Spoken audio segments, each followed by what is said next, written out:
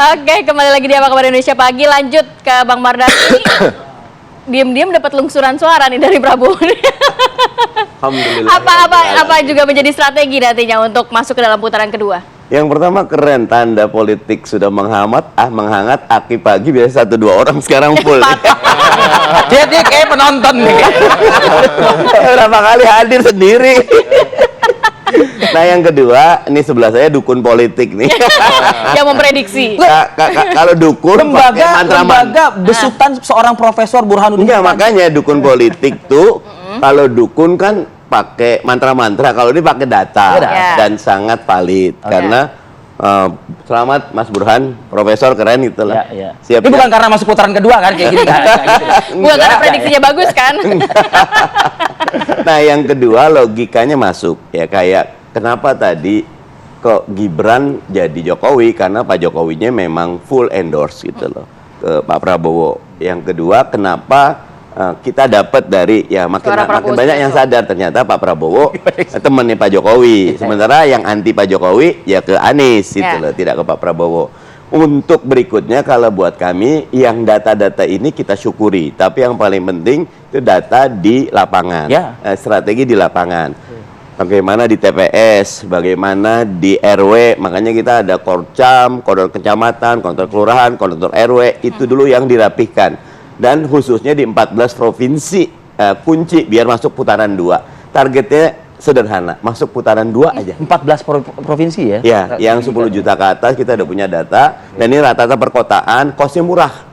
Kalau perkotaan banyak relawan, banyak yang bisa ikut. Kalau pedesaan nyerah dikit gitu loh, karena kosnya tinggi gitu loh. Oke, Bang Mardhani, akhir-akhir ini pun juga kita sering melihat mendengar Anies Baswedan ya dalam beberapa kali momen acara selalu menggunakan narasi-narasi yang yaitu artinya berbeda. Mungkin ya menegasikan bahwa perubahan tersebut kan begitu ibaratnya. Nah, apakah ini yang akan terus menjadi alat Anda sehingga Anda benar-benar ajak nanti masuk putaran kedua seperti itu?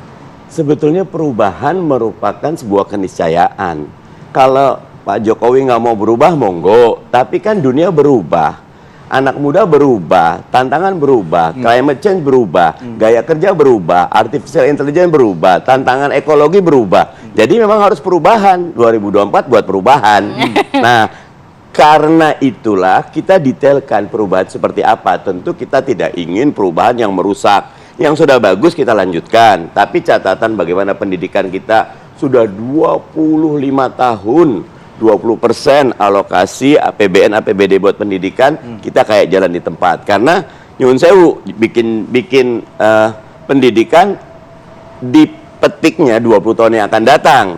Kalau yang mau 5 tahun ya memang infrastruktur yang kelihatan. Nah, kita ingin lebih kepada yang substansial. Bagaimana UMKM kita kuat, bagaimana petani kita kuat. Jangan tiba-tiba harga beras sedikit naik, kita impor. Tidak.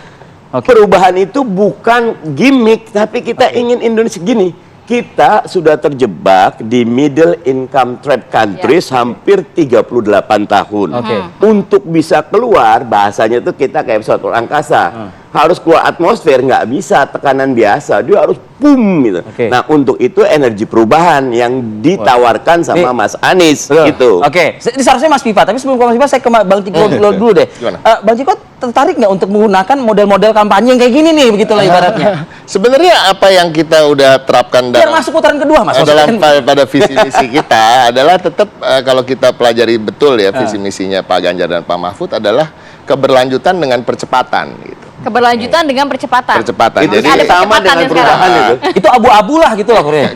Sebenarnya jelas perubahan ini kan perubahan seperti apa? Tadi kan dibilang perubahan, tapi dibilang yang baik akan tetap dipertahankan. Gitu. Ada perbaikan-perbaikan di sana sini. Kalau versi Ganjar? Kita tetap melihat hampir semua program yang Pak Jokowi jalankan ini berhasil dan ini terbukti dari approval rating yang bersangkutan. Kita juga seperti saya ulangi tadi bahwa ini didukung penuh oleh PDI Perjuangan sampai hari ini, dan Bu Mega pledge sudah mengatakan bahwa kita akan mengamankan pemerintahan ini sampai akhir masa periodenya gitu ya. Karena memang kita mempunyai hutang terhadap rakyat untuk menyelesaikan ini, dan kita melihat memang progresnya bagus ya kan. Ada kekurangan di sana sini mungkin dalam bidang hukum, MK ada penurunan dalam skor, tapi dalam pada intinya ya kita tetap melakukan dengan percepatan. Kenapa dengan percepatan? Karena Indonesia Emas 2045. Jadi banyak dari program-program kami yang terlihat sangat ambisius gitu ya, seperti pertumbuhan ekonomi 7%, penciptaan lapangan kerja 17